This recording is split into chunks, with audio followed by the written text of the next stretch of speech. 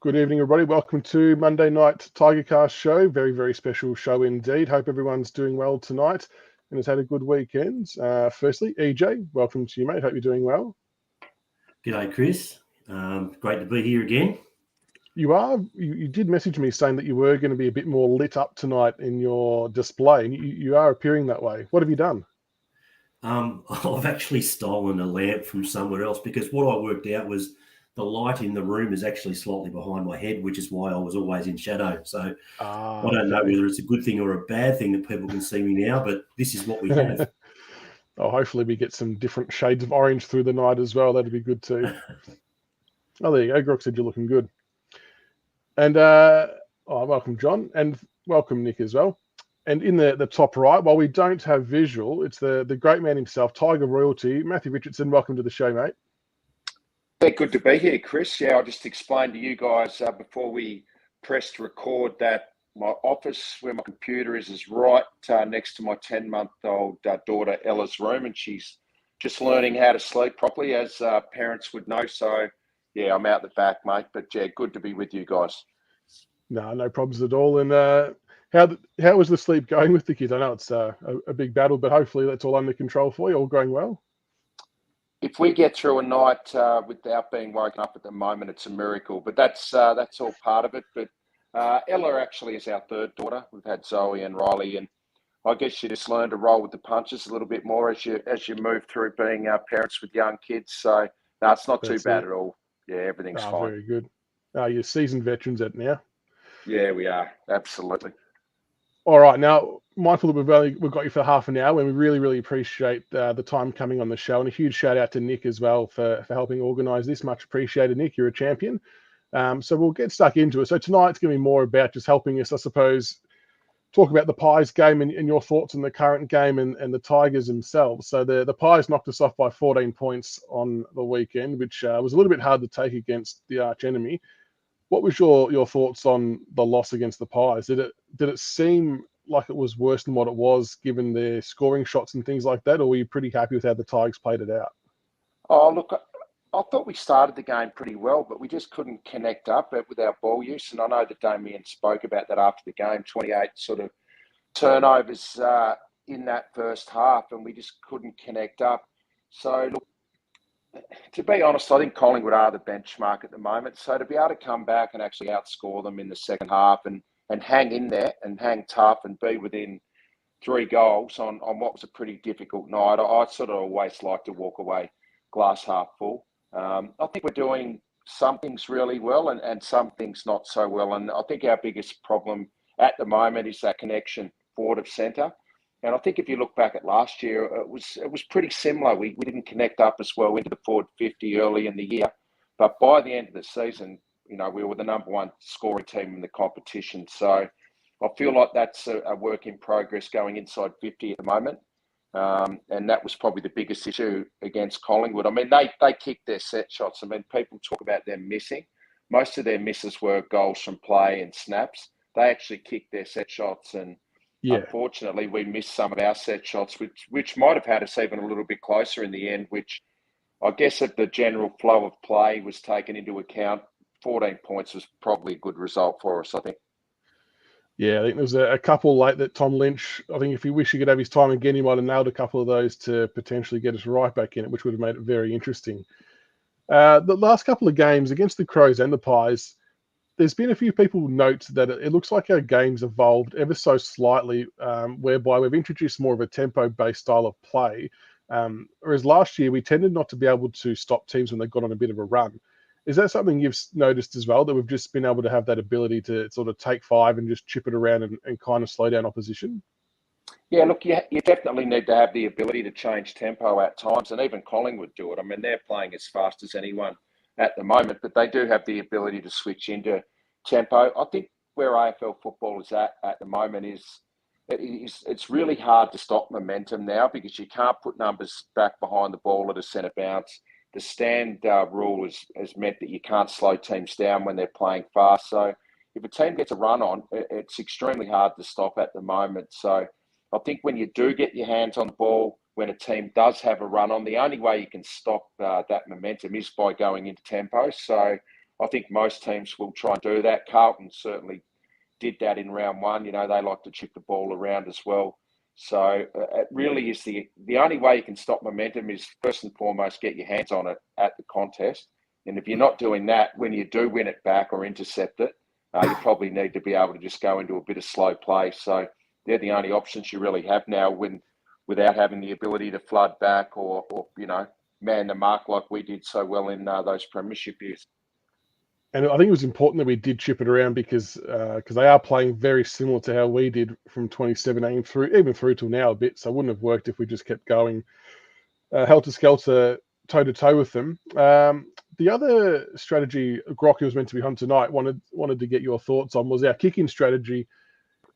People are feeling it's becoming a bit too predictable these days, and we always seem to go short and to the right. Now, there must be a method to the madness there.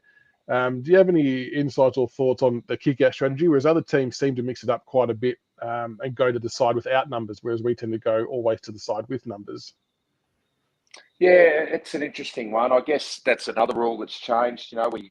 The player on the mark has to stand back as far as they do now. So my take on that is, and I don't have any insight into what the Tigers are trying to do with the kick in, but I would always be trying to take as much territory as possible. And I think Collingwood actually showed with Nick Dacos playing on, he often goes short, but then he gets the handball received back, and before you know it, they're down to centre wing, and you clear that sort of dangerous area, which is what you want to do. So I tend to think that's probably a pretty good way to go about it. Yeah. You did mention a couple of minutes ago that we were the number one offense last year, and we are struggling at the moment.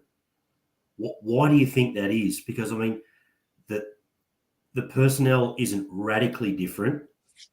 Certainly the forward line setup is reasonably similar. Why do you think we're struggling? Well, I think if you have a look at it, we played Carlton in round one, who have a really good defence, and Lewis Young probably played the best game he's ever played that night. Wiedering's an All-Australian, and it was round one, so it just doesn't. You don't just click straight away. Against Adelaide, we've scored 100 points, so that's pretty good. And then round three, we've only got a small snapshot here, and I think we tend to overreact as supporters and media commentators in this game to early season stuff. It was wet the other night. It was the first time either team has encountered wet conditions this year, and it takes a little while to adjust to that. So there was no surprise it was low scoring on Friday night. Round one is your first game of the year, and against Adelaide we scored pretty heavily. So I just sort of take 5 on that. As I said, I don't think we connected up that well into our forward line early last season.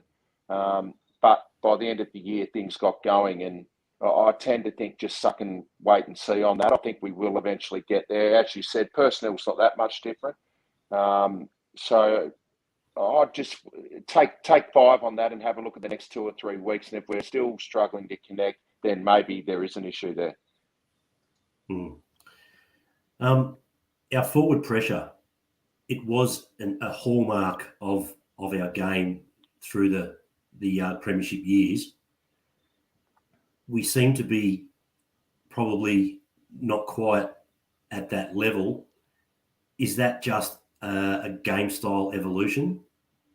I think it is. I think if you look across the competition at the moment, the game is different, and some of the rule changes have brought that into the fold. And I think it's personnel as well. Jason Castagna obviously retired just recently. Dan Butler went to St Kilda a few years ago. We had Stengel on the list. Obviously we had Daniel Rioli playing as that pressure forward in our premiership years. He's been moved to half back, and he's been a revelation. You're not going to put him back forward now.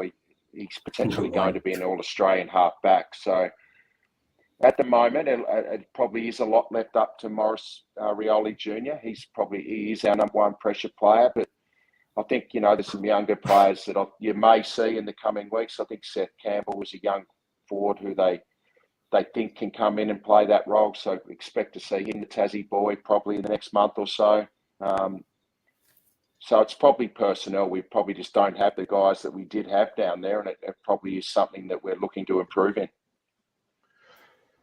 And one of the forwards that did provide a spark for us when he was subbed on was Cumberland, who I think a lot of Richmond people were a bit shocked that he hasn't started in the first few games of the year. How did you see his impact from coming onto the ground, and do you think he's done enough to suggest that he's a best 22 player going forward? Yeah, look, I don't know why he wasn't playing, mate. I think potentially it was maybe around some defensive aspects of his game. Also, with Dustin Martin playing more as a permanent forward in those first few weeks, the probably position was taken by him. But looking at what he did when he came on, I think you have to play him moving forward. I honestly feel that he's the type of player that reads the play so well that he actually gets on the end of more ball at AFL level than he does at VFL level because the ball movement's probably better and the skills are better. So I just think he reads the ball well. When we win the footy or intercept the football, he reacts quickly because he's a natural forward. So he's a connector as well. I just feel like, when he came on, we connected up inside 50 a little bit better, and it's obviously an area we just spoke about we need to be better at. So, look, I'll be very surprised that he's not in the team now moving forward. He just added a whole new dynamic. And I felt bad for Samson Ryan because I don't think he did a lot wrong, but I think for team balance, it was the right call at the end of the day. And the first 2 minutes, I suppose, proved that when he got those good passes inside 50. Yeah, I think so. I mean, as I said, he reads the play so well. And I just think, the way the game is played now where you score off turnover, and that's what we really do. We intercept well and score off turnover. He reacts quicker than anyone else, and that's what good forwards do. Yeah. They sense what's happening and they react quicker, and you get on the end of things. So, I like Noah, and I think he should be in the team. And I like that he lowered his eyes. Sorry, guys. EJ. You go, EJ. No, go on. You were saying about the eyes. Oh, so I really love the fact that Noah lowers his eyes as well. Those passes he made inside 50, he actually, despite being under immense pressure, composed himself and looked to hit a target, which was a big difference too. Yeah, there's actually one time I probably wanted him to kick. Yeah, I know. Yeah, no, true. Look, he just showed the ability last year that he kicks multiple goals. I mean, you take his first game out of it, he was the sub up in Sydney that night. After that, he averaged over 2 goals a game, but his score involvements were high as well. And I just think, we don't have enough of that at the moment. So I think you probably have to look at past some of the deficiencies a little bit and look at what he does bring. And yeah, I'll be surprised if he's not in the team over the coming weeks. Yeah, absolutely. Now, another one of your good mates, Jack Rewalt, which you stitched up beautifully on the post-game interview from round 1 with the draw comment. That was well played. Have you given him more stick about that? Surely that hasn't just fallen by the wayside. Well, what's he played in 8 or 9 draws now, which is extraordinary. Look, he tried to have a chip with me about my goal kicking record, my points kicking record at the MCG. So I just thought I'd better straighten him out a little bit. But no, look, it's good, a good bit of banter, and look, me and Jack have known each other a long time now, and I've just loved following his career, having played with him in his first game and his first couple of years, to see what he's been able to achieve in the game. And still contributing now at the age of 34. I just think he's been unbelievable for our footy club. And what do you think about his role? Do you think his role's evolving and changing as he sadly gets closer to the end of his career? Sort of similar. I mean, your role obviously changed towards the back end. And is that a hard conversation to have between player and coach when he's played so well in a certain position for so long? Yeah, look, he's basically still playing, in the forward half of the ground. So it hasn't changed that much for him. But look, he would understand now that Lynch is the number 1 target, and his role would be to provide movement and to get away from Lynch a little bit. Lynch is the number 1 target inside 50, so he probably has to get a little bit higher and play his role. And look, that's what he did pretty well last year, I thought. I mean, Lynch should have been All-Australian, I think. And Jack still kicked 40 goals, so he's certainly playing that secondary target pretty well.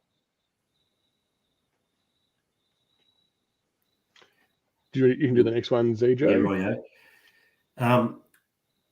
Thrown out a bit by Brock not being here. What are the importance of Taranto and Hopper?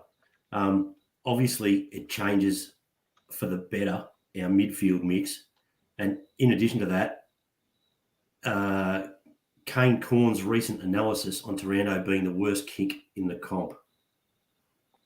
Oh, I didn't know that Kane had said that, but it's hard to keep up with everything Kane says at times. I mean, I get along all right with Kane. I mean, I've known him for years, and he's playing his role in the media, but that's a big call. I mean, Taranto, I'm sure he would acknowledge that, he probably has missed a few targets in the last few weeks, but I'm sure it's something he's working at. His job is to win clearances for us and provide that two-way run through the midfield, which I think he's done pretty well. He's been in our top 2 or 3 players in the first 3 games. I don't think you could have asked much more from him coming in as a new player to have an impact. So that's what he provides. And Hopper's your inside contested bull, and we missed him against Collingwood. I mean, we lost contested footy. I think we lost by 23 in the end. He got 8 coaches' votes the week before against Adelaide, and he was at the bottom of every pack. So we really missed him, I thought. I felt like the ball was able to spill out of stoppage a little bit, and that played into, Collingwood's run and counter-attack out of stoppage. I think they're better than us at that at the moment. And I think if Hopper was there, he would have caused a secondary stoppage and, we get another crack at it. So that's his role. And I'm pretty sure he's going to play this week. From all reports, it sounds like he'll be okay. He's the contested bull, and Taranto's your run and clearance player. Yeah, we got smacked in contested ball, and we also got smacked in that secondary ground ball get area as well. To finish as close as we did was actually remarkable. And I think that's where Hopper. If you look at the tape from round 1, even when I think he only had 16 or 17 possessions, he was always the last man up at the bottom of a pack to force another stoppage and not let that ball spill out, and then you get exposed with a bit of run from that, and that's what the Pies did pretty well. So yeah, he was really missed the other night. How do you see our best team balance in regards to the ruck situation? Obviously, Nag is a beast and he's number 1. And we've got Ryan playing at the moment. We had Miller play round 1. We've also got a couple of developing sort of types in the twos. What do you think is the best way forward? Is it Ryan or is it Miller? I know that the dimmer's been set horses for courses a little bit. I just think now with where we're at as a club and where we're moving forward, I think I'd like to see them persevere with Samson. I think he's done some time in the VFL now. He's shown that he's a consistent player at VFL level. He's 21 now. He's looking bigger and stronger. He looks bouncy. And I think he's got a lot of upside. So I think I would still continue with him. With the 5 on the bench now, I think you can. It wasn't the right conditions for him the other night. It probably was the right call to be subbed out, but I'd be surprised if he doesn't keep playing moving forward. He's shown that he can kick goals, and he's shown that he's getting stronger and marking the ball better at VFL level now. And I think it's, we need to develop another tall, because obviously Jack's, potentially coming to the end of his career at the end of the year. So you need to get game time in. So I would, if I was on the selection committee, I'd keep having a look at Samson Ryan. That's holding nothing against Miller, who's been really good, but I just think we need another tall who can kick goals moving forward, and he looks the most likely at the moment. We certainly do have, I think, compared to the last couple of years, I think we've shot pretty well at the draft, and we've got a good level of depth, I think, building again. Of those that are playing in the twos at the moment, who are you most excited about coming through? I love the look of Sonsi towards the end of last year. I thought he looked classy. He looked like he could win clearance. He uses it well. He looked like he had poise. I think he had a couple of little injury issues over the preseason, which maybe has held him back a little bit, but I think he played pretty well against Coburg on the weekend. I'm really excited to see him come back into the team, and I'll be surprised if he doesn't in the coming weeks. I know they really rate Banks, the Tasmanian boy, potentially being probably a wingman moving forward. I'm looking forward to seeing him, and I think that young Brown showed that he could play as well. Obviously, he's got a wrist injury at the moment and not playing, but I think that draft crop will end up being pretty good for us moving forward, and just about getting game time into them now and trying to, fast track that development. Yeah. Look, and I think something you said earlier on about Cumberland, I think Sonsy's in the same boat. When he played at that higher level, it just looked like it fitted him better as well. Yeah, I agree. I think he played okay at VFL level before he got his opportunity last year. And I think his opportunity came because of injury. And he came in and showed that he could play. And I know that the guys really rated him when he came into the team. I think Dion Prestia was on record as saying that, he thought that this guy was a real player moving forward. So, yeah, I think you're right. I think he's going to be a bit like Cumberland when he comes in. The higher level will actually suit him. And we've sort of played around a little bit with Biggie, and he seems to be running in the ruck at the moment. Do you think that's his position? Ooh, yeah, probably haven't seen him play in the ruck enough to comment on that. I know that the last few weeks he's done really well playing that role. Certainly got the athleticism to do it. But I'd like to think, moving forward with Robbie Tarrant and Grimesy both into their 30s, I think you still would persevere with him as a key position defender moving forward. And you've done obviously a power of work in the media as well. Is it tricky to balance your passion, love for the Tigers when doing your media work? Does it play on your mind when you're commentating? I mean, excluding the grand final, that's a whole different kettle of fish, as we all saw. But does it something that plays in your mind when you're on the TV?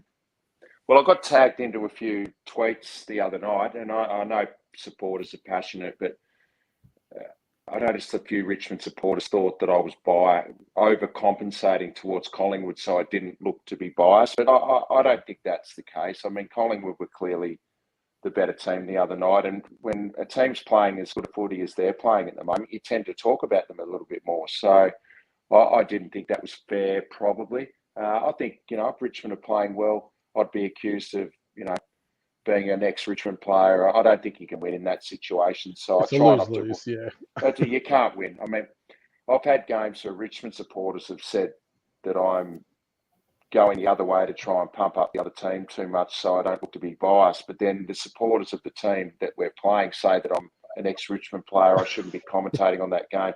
So you can't win, really. So it's probably not a good time to look at Twitter after I've commentated on a Richmond game. That's what I'll say. No, I think you do a good job, and most of the ex-players do. Like, they understand, what their role is in the sport they're commentating, and I think it all goes fine. Now, the dissent rule, which might have had you in a bit of trouble back in your day when playing, but I'm sure you've seen this one. The Stephen Caniglio free kick for putting his arms out at the top of the goal square. What's your take on that? Like, for me, I don't think he was overly aggressive with that motion. The AFL have ticked it off, by the way. I think players should be allowed to ask questions as to why free kicks weren't paid. I think so. I mean, there's careers on the line here. I mean, guys are out there playing. It's a high pressure industry. You're analysed, within an inch of your life every single week you play, and some of the umpiring decisions, can turn games, and that one did. I mean, the Giants are in front when that happened. I didn't think he was aggressive. I thought he asked a question. It wasn't an aggressive question that he asked. He just wanted a bit of an explanation. Surely we can have that in the game. We don't want players swearing and abusing umpires and, Sure. the stuff that I did. I look at it now and I go, it's a disgrace, and I wouldn't have been able to do that now, and that rightly so, because kids mimic what the AFL players do at junior level. So, but that Caniglio one, that was too far. The problem is that with it, this is that some umpires aren't sensitive to being asked a question, some are. And so it's not consistent then, that the judgment of those dissents. So, yeah, I think with that one... that's the biggest problem. Yeah. I mean, I used to enjoy... Darren Goldspink was an umpire who, you could say something to him and he'd come back at you and give you a bit of a clip as well. And it was sort of fun. You sort of enjoyed it, that bit of interaction with an umpire. We don't want it to go completely the other way where you can't even, acknowledge each other. And I thought Caniglio asked a question that was pretty fair. Agree. And what you said was spot on. We definitely don't want players abusing or swearing at umpires. 100% stamp that out. But Yeah, as a junior, what or when you're coaching juniors, you're telling kids, you're trying to educate them and they ask questions. And it's no different at AFL level, I guess. Yeah. When you give away a free kick, you don't want to repeat it. So, yeah, I just think the 4 different interpretations, and like you said, umpires each have their own feelings and persona, and that plays a part too. And I think that's just too much of a grey area. Yeah, it is. I mean, there's a lot of grey areas in the game, and it's a tough job. Don't get me wrong. I don't want to be Oh, for sounding sure. like we're having a crack at umpires here, but that felt like it was just a little bit too much. And for that to result in a goal that was crucial in a pretty low-scoring game when the Giants were in front, I mean, they would have asked the question of the AFL, and the AFL probably don't like to say that the umpire made the wrong call there, but I reckon privately there might have been a few phone calls there admitting that it was wrong. I think they would actually get more respect if they did come out and say, yeah, we're human, we got it wrong, apologies. I think that would actually resonate more with the footy community. No, I agree. Yeah, I think if you come out and own something, I think everyone moves on pretty quickly. Yeah. And I think the other rule one thing in the press release that really ground my gears was that they said you can't coach human response. That's exactly what you can coach. You can tell the umpires that the players are going to do this and there is a line. You can actually, the excuse just didn't wash anyway. Let's move on. Yeah. Sorry, had to get it off my chest. No, I get what you're saying.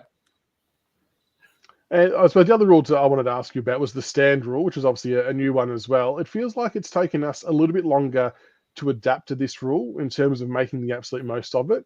What's your thought on the rule, and do you think that we've sort of now gotten our head around ways to not exploit it, but to use it better to our advantage? Yeah, absolutely. I mean, coaches always find a way. That's the whole thing with changing rules. The AFL's always chasing their tail because the coaches will find a way around most things, and they always do. Yeah. I don't like the rule. I'm never, ever going to like it. I think Kevin Bartlett, who we all love, is the ex-Richmond champion. The game is 18 on 18. When you have the stand rule, it's become 17 v 18. I mean, it's just, you can see a guy coming to receive the handball receive, and you've just got to watch it happen. You can't defend it. And I don't know why they did it. They want to open the game up, but it doesn't feel right. But look, it's here to stay. They're not going to wind it back now. So you just have to work out ways to get around it. And I think gradually teams are doing that, basically not going up and standing or sifting back a little bit. And yeah, the coaches always find a way. Yeah, and I think we better get used to more rule changes because I can pretty much guarantee that last touch is going to come in the next couple of years. Well, I think it's already in, and they just haven't told us yet. Yeah, and I actually don't mind the rule. I don't mind the rule. Of all the rule changes, that one worries me the least. Yeah, no, I agree. I mean, between the arcs, I think in the forward 50 and D50, you've got to have a little bit of leeway, but I get it between the arcs. I think it will come in pretty shortly. I think it's already basically in anyway. I mean, they pay most of them now. Yeah. Are we seeing the team this year building currently with a view to hit our straps a little bit later? Are we not quite going at full rat power, do you reckon? Well, as I said before, I mean, I think if you look at our premiership years, we've never been humming early in this. I know we won 5 in 17, but then we lost the next 4. We were 5 and 4. I think if you look at all of those premiership years, we weren't really humming until the back half of the year. And then you even look at Geelong last year. I mean, they weren't humming until, round 7 or 8, and then they didn't lose again. So there's no way knowing that you want to play your best footy in the first few weeks. I think Melbourne are another example of that last year. They were 10-0 and then, really faded in the second half of the year. So I trust that our club knows how to do it. They've done it 3 times out of the last, 5 years. And I'm sure our footy will only get better. We've got a tough stretch coming up. If we can, this week's probably pretty important to win this one against the Dogs. If you can get through this next patch and be 50-50, I think you give yourself a really good opportunity with a lot of probably more winnable games or games that you think you should win in that after that next 3 or 4. Yeah. If we win this week and then split at a minimum, split the Swans and the Ds, we should be all right. Yeah, I mean, that'd be a pretty good result, I reckon. All right, Richo, before we let you go, just how's the club podcast going? Obviously, you're a big feature on there, Talking Tigers. Everything going well there? Yeah, good fun. Good fun. I've had to give Chief Watch a little bit of a spell because I didn't want to upset his chances of getting the AFL role. But look, he's Well, just we would too. actually rather you did upset his chances. We'd rather keep Oh him. no. Well, he's just too. I noticed he was at the Grand Prix yesterday, so he's just too prolific to ignore. So I think I'll have to bring it back tomorrow.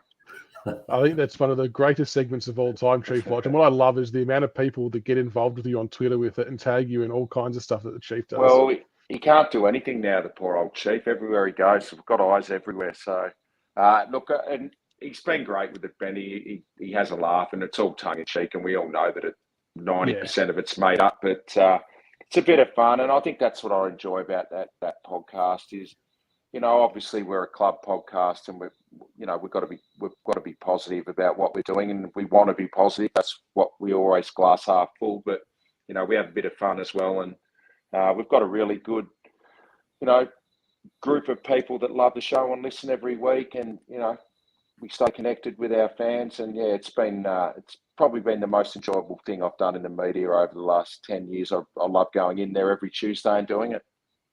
No, it's fantastic, mate. We love your work in all forms of media, and of course your playing career with the Tigers. So thanks so much for coming on tonight, mate. Really appreciate it. We'll let you get back to your wonderful family, but we really appreciate your time, and the Tiger faithful. Very lucky to have you on tonight. So thanks very much, mate. Love the Tiger Army, and look forward to watching the lads for the rest of the year. Thanks for having me. No worries. Thanks so much, mate. Thanks, lads. Take care. All right, there we go, folks. Tiger legend Matthew Richardson joining us for the first 30 minutes. Absolute superstar. Massive thanks to Nick as well for helping organise that, mate. Really, really appreciate it. He's an absolute champion, Jay. Yeah, Shay. He's a superstar. So make sure we get around the club podcast as well. They do great work there. It is a superb podcast. It really is. I mean, the listeners might not know, I drive around for a living. I'm in my car, all day, every day. I listen to a lot of podcasts, and that is a must listen every week. It's a quality podcast. If you don't check it out, you absolutely should. Closely followed by the Big Footy Tiger Cast is your second podcast to listen to right after that one if you don't watch it live. Well, the times that I'm not on the podcast, I absolutely listen to the Big Footy Tiger Cast. I'm not a big fan of listening back to myself. I don't either, to be fair. I agree. I'm the same. But I hope everyone enjoyed that. We will crack into the Bulldogs preview as well. But I hope everyone enjoyed. That's the special treat you get for supporting the Big Footy Tiger Cast. We're able to bring some big names, all thanks to Nick, of course. That's what we bring to the table. No, he's an absolute superstar, Richo. Absolute pleasure to have him on. It's just good. Like the last time we had him on, we obviously spoke about his time as a player and things like that, which we all know and all love. And I thought it was nice, EJ, just to pick his brain about the current Tiger stuff and the rules and get his view on things.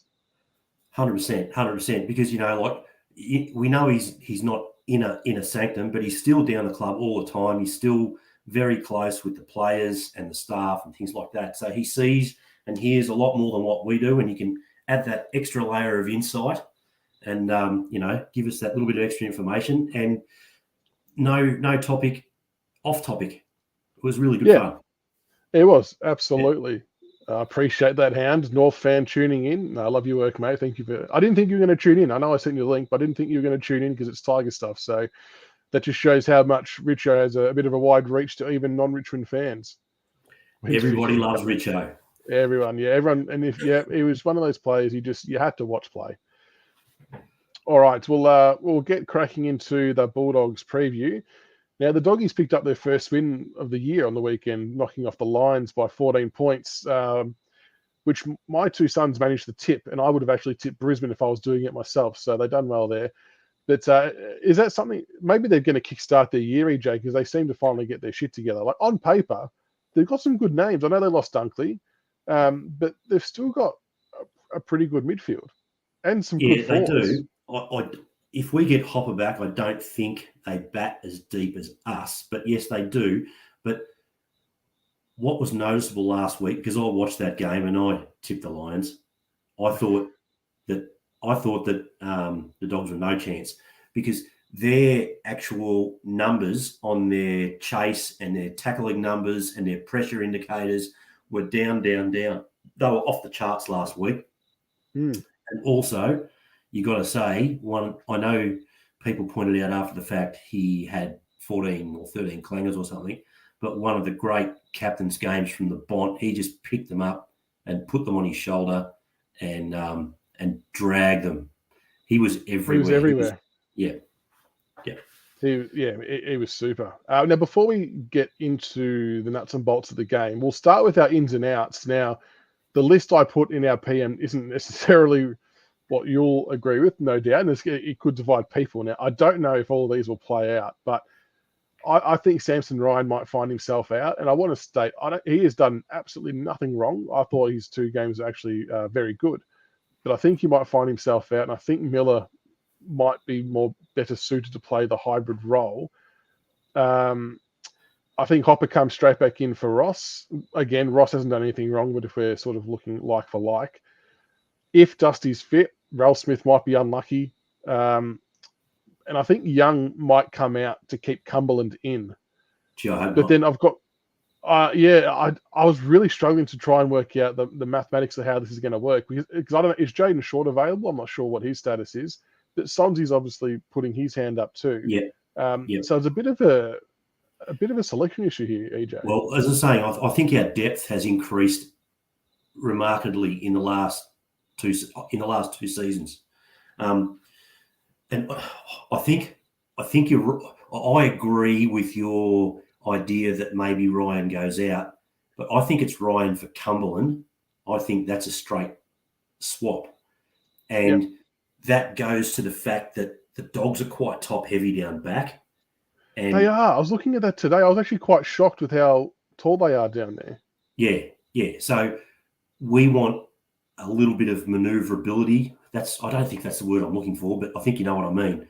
We want a more dynamic sort of a setup to use our wheels and to sort of, catch them sort of that half pace behind. And Samson Ryan's not going to do that. So that's where I would say, but see, I don't know if Dusty's going to come back. I don't know if Hopper's going to come back. Someone put, I think it might have been Grok put before, have those 2 been categorically ruled in? Did someone say before? Oh, there you go. So Dimmer said, I'll put that up on the screen from Espo. Dimmer said that Shorty, Hopper, and Dusty are very likely.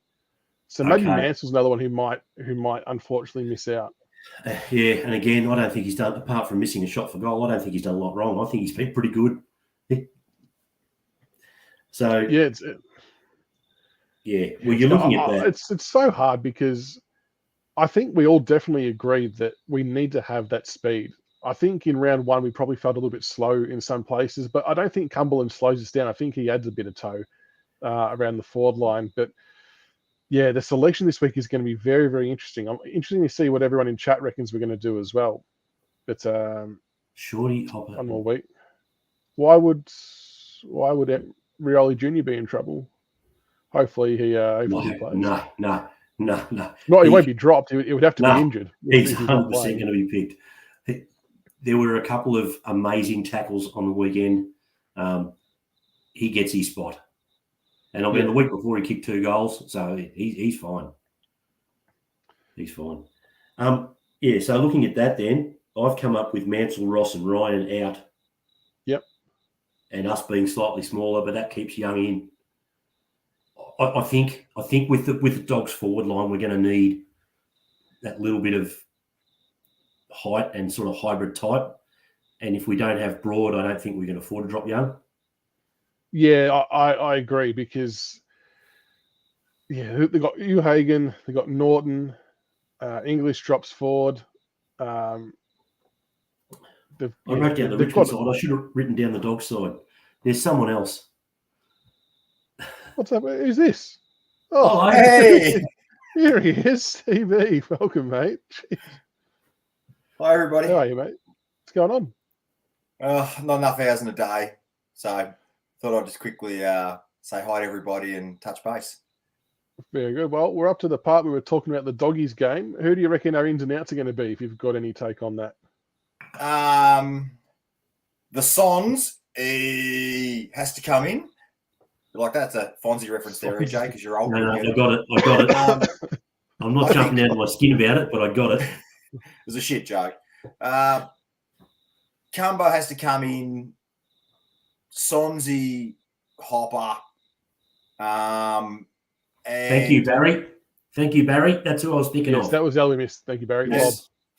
I don't know if Dusty's right playing, but if there's a doubt on Dusty, don't risk him. Just go with the 3, and maybe Mansell goes back out as the sub. I don't know, something like that. But Sons, after 30 odd touches, he has to come in. Must come in. And to EJ's point earlier, he seems to have played better at AFL level than VFL. I think if we're going to develop him and not fast track him, but if you want to get games into him, get quality games under him. So I think that's where he's going to benefit the most. I think so. I mean, but who's at the expense though? We had an awkward conversation, myself and EJ today. That the flip side is, say we're treading water 2/3 through the season, and this is an awful conversation, but hang on. Sort of this awkward conversation was not that other awkward conversation. This was the awkward footy conversation. Okay, go ahead. You send one? No. It was just one go. If we're just if we're sitting 8th to 10th and we're 2/3 in the season, you got to wonder whether guys like Cumbo and Sons, they're just permanent full-time into maybe a couple of the older gentlemen, maybe a Tarrant or someone, maybe, you know what I mean? I don't know. It could be a real interesting year for Richmond. And this next 3 weeks shapes. We won't be 8th. I'm very confident on that as well. I think we'll be a lot higher than that. But interesting. These next 3 weeks do shape a little bit. We need to get 1 or 2 out of these next 3 weeks, though, for sure. Yes.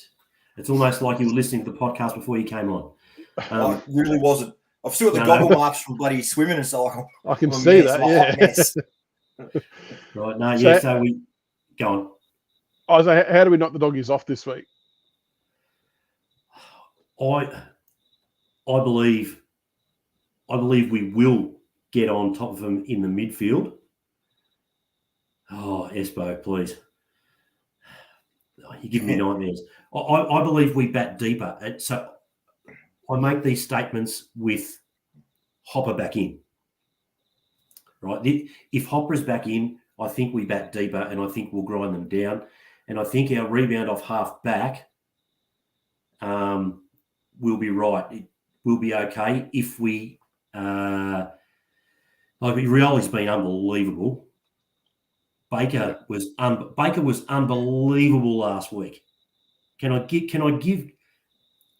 you Liam Baker last week? Yes, please. 32 disposals, 449 metres gained, 4 tackles, 12 intercept possessions, 13 contested possessions, 7 score involvements, and 78% disposal efficiency.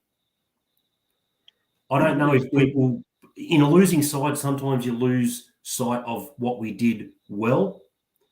Baker was unreal. And it's the things that aren't recorded in stats too, like the cannonballing himself into contests to create spoils and all kinds of stuff. Like he was just a maniac in a good way. Yeah. So I believe we've got the twin off half back. And if we go in with a slightly more mobile forward line, I think that will trouble the Bulldogs. I think it's got to be a bit similar to the Carlton game in the fact that we've just got to crack them with pressure. We just have to that tackle intensity, that intensity around the pill, give them no space, 0 space around the agate. But having said that, Bevo put square pegs back in square holes a little bit last weekend too, and it clearly worked for him far better than what he tried the first 2 weeks. So they'll be stiff opposition this week around the pill with Liberatory and those guys, but I think our run and gun off the half back line's pretty darn good and pretty skilled. And Noah Bolter has had 2 very good games out of 3 too. Yeah, he has. He's going to have his handful again this week with Norton, who is a beautiful contested mark and lead-up player, and one that he's torched us massively in one of his very, very early games, as we all would have remembered. But that's going to be a really good battle. How do you see that one playing at EJ? Bolter versus Aaron Norton? If we can get Norton to be having those possessions up the ground, It doesn't matter if he has a lot of them because it's a win for us. Much like a couple of weeks ago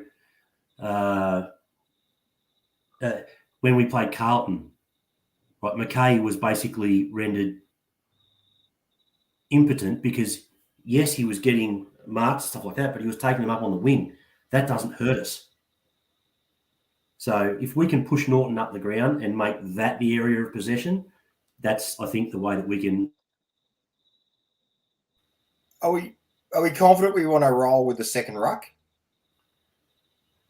I don't know. Like we were saying before, they've got some super height. Like up forward, they've got Eagle Hagan, Norton, Lobb. But down back, they've got Bruce, Keith, Liam Jones.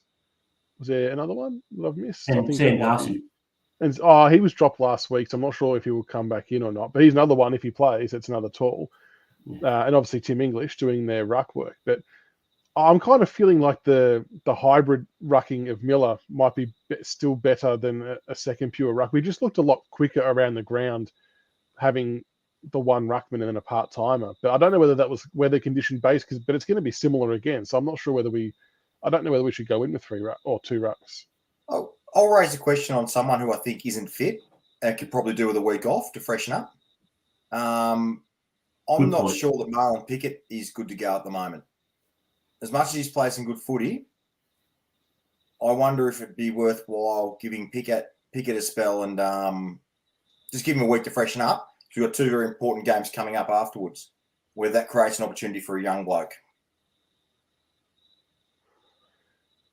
It's hard because Pickett's good is very, very good, isn't it? And it becomes instrumental in the way we play.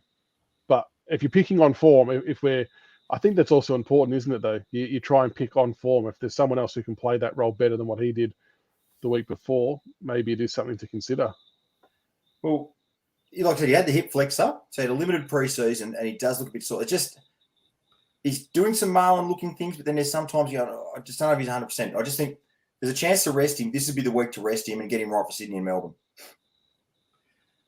Yeah, I can understand. The only period where he's looked unreal was when the game was on the line against Adelaide and he was just Marlon Pickett for that burst.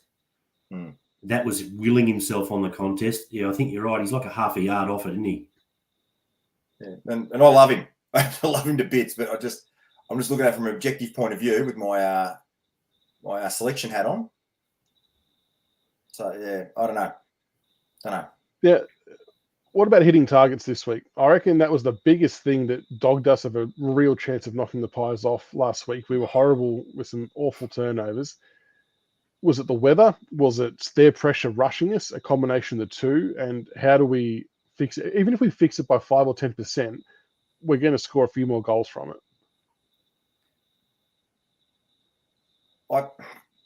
I think Collingwood's a very well coached team, and I'm not saying Dimmer got out coached. That would be incorrect. But the way Collingwood set up, particularly in that first half, it just felt we had too many blokes getting drawn into the ball, and Collingwood always had a couple on the outside, and once it flicked out, they were gone and they were too quick for us.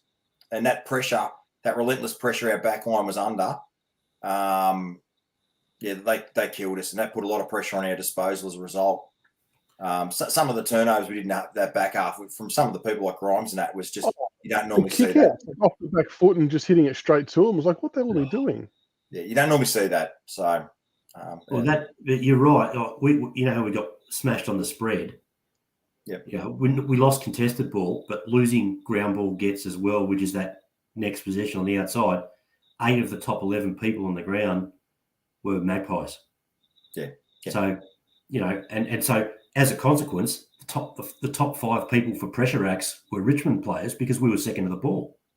Yeah.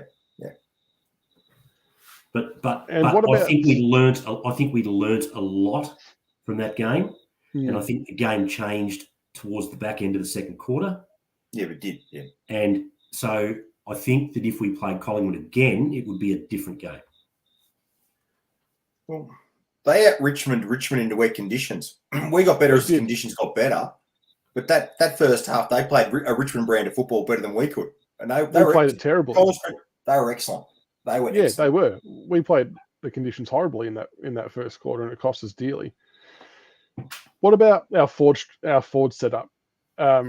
If Dusty's coming back, obviously Cumberland, I think, can't be dropped. Like, we're being honest, he just couldn't be dropped after the impact he had in that game.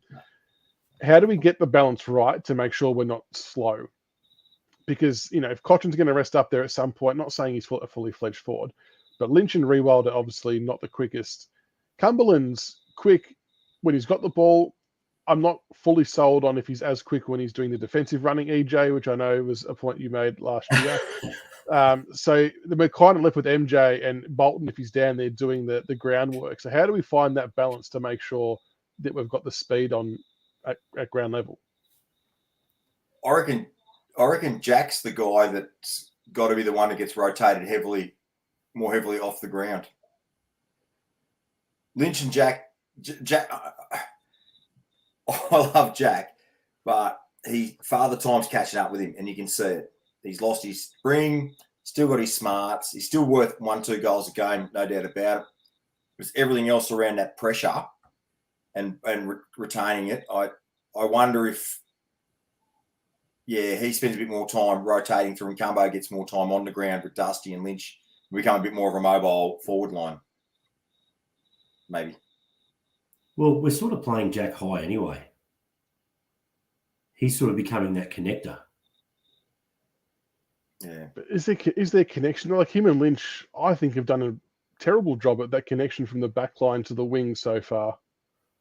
Maybe it's not their fault. Maybe it's a disposal issue towards them. But is Cumberland going to be better? Is he more likely to get on his bike and actually lead to space and actually be a viable target rather than arm up in the air on a 2v1 with their loose hanging back to just clean up and they all reload? Yeah, I just gave away 50 there by doing that for the record under those rules. But yes, we need more speed in that forward line and more mobility, and that's why I just want to see Cumbo in a bit more. The pace he injected in that forward line when Samson Ryan went off, it was telling. Yeah, and he's only 6 foot, but he plays a bit bigger than that. Yeah, definitely. All right, we'll go through some matchups quickly, then maybe we'll take some questions for the last few minutes from the listeners. So if you've got any questions, start thinking them up and send them through shortly. But some matchups, CB, Liam Baker versus Bailey Smith. It may not fully eventuate, but I would like to see that one happen. I think Baker's got that real dog mentality, if we can use that phrase, to shut him down. Well, he's got to be stopped. But having said that, Bailey Smith's doing a lot of rotation on the ball now too. And this is the type of game Bailey Smith can spark up. So we've got to sit on him and not give him any space at all, because that he's an absolute weapon, Bailey Smith, with beautiful hair for the record. So, no, you're right. Whoever's on him, whether it's, do not give him any space now for, because he will create scores and he will score. There's no doubt about it. He's very, very good. EJ, I've got down Tom Lynch and Jack Rewalt versus Josh Bruce and Liam Jones. Obviously, Keith is the other defender for the Doggies, but I feel like those two are the most obvious matchup size-wise. And fair play to Bruce, who has, by his own accord, reinvented himself as a defender because he wasn't getting the game as a forward. And he actually looked okay against the Lions. Yeah. Now, this is actually... Although he's not Hipwood. So are we saying that Liam Jones is going to go to Lynch? He normally takes Jack. I reckon he'll go to Jack, and I reckon Josh Bruce will go to Lynch. Well, I'd like to see that, because I think Lynch is a bit of a different kettle of fish. So I'd be happy for Jack to be kept quiet by Jones. I reckon Lynch could hurt 17 and wet. There you go. Maybe they're not going to be a big factor, but I like the matchup of Bruce and Lynch for us. Nick raised a good point before it's just disappeared off the comment screen about our small forwards. and it is a bugbear. I don't know whether we've got the mix right with our pressure forwards, because when you look at the work MRJ, Mansell, and Graham are doing, they're not hitting the scoreboard. So they're putting a lot of pressure on that, but we actually need some small forwards to actually start hitting the scoreboard more. So that's hurting us as well. We can't keep relying on Lynch to kick 5 or what have you. We need more small forwards getting goals. Even Bolton, what's he kicked this year? Oh, 2 maybe. And if we step back, and really, if we're being fair, that was a lot of people's exact criticism of Georgie Castagna. Applied pressure, but didn't kick goals. And we're still finding ourselves in almost the same spot with different players. Well, I think NJ kicked a couple. He did, yeah. But Graham has missed goals that he would normally kick. But he isn't that super fast player. And I think what you're going to see this week is Mansell out, Cumberland in, and you're probably backing Cumberland to do a better job of actually hitting the scoreboard than Mansell, aren't you? Yeah.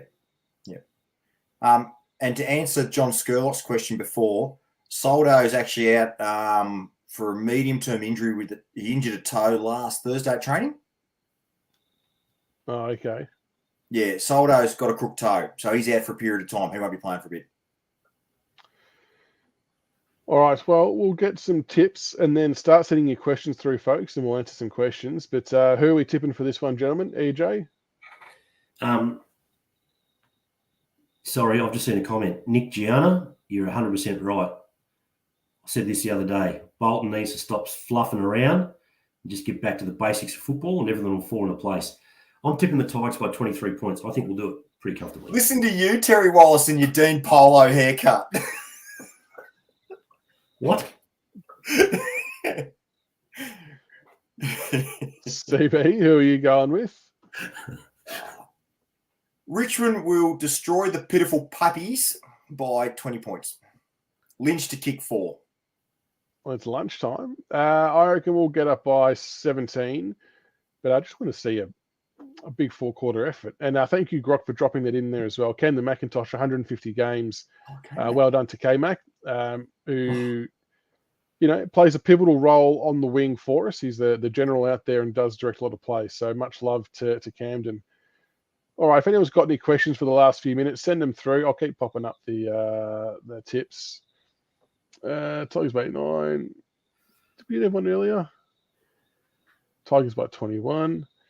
Thoughts from Andrew. Thoughts on Koch starting sub and coming off the bench for a full mid-time game in the second half because he's not great up forward. He hasn't played any time really up forward. He's spent a lot of time in the midfield, and he's been going okay. Well, personally, I think Cochin's having an okay year.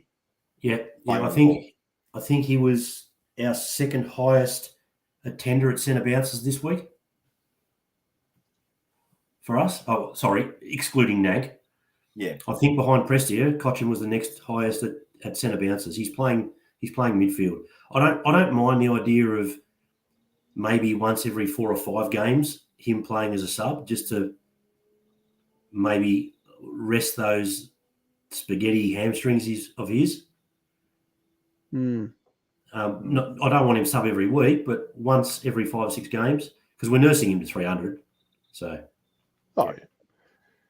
Grok wants to know if any of us are going to the game. I will be attending my first game this year with the family, so that should be good. I shall be present, and if I'm still debating whether I take my 18-year-old son to the London beforehand and I smash a couple of pots into him, or how I go about it, still deciding. Yeah, absolutely. He must. We'll be watching that with interest. Not so much a question from VM, but a great comment nonetheless. Make sure you do like and subscribe on whatever channel you're watching and get behind us. Thank you, VM. From Nathan or the Hound, who do we think will stand out this week and who's going to have the most disposals? Are you trying to put a cheeky multi on their Hound? I reckon Taranto or Presti is probably our best bet for most disposals. I think Taranto, this is the type of midfielder that he can rack up a fair bit of pill against the Dogs. So I think Taranto will have a good game, and his disposal efficiency will be above 65%. Oh, just to please Karen Corns. From Scott, are our forwards being too predictable with lead-ups? There seem to be a lot of second man up on Lynchy and Jack when the ball comes down. EJ. I think that we are not lowering the eyes. We're not looking at the other possibilities, and we're getting drawn to the magnets that are the two big guys that are being double teamed. And it's bloody infuriating to watch. I'm trying to concentrate and I'm not seeing the comments, and CV's giggling like a schoolgirl. School's already tried to kill my son on a couple of nights on the piss already. I think he's ready.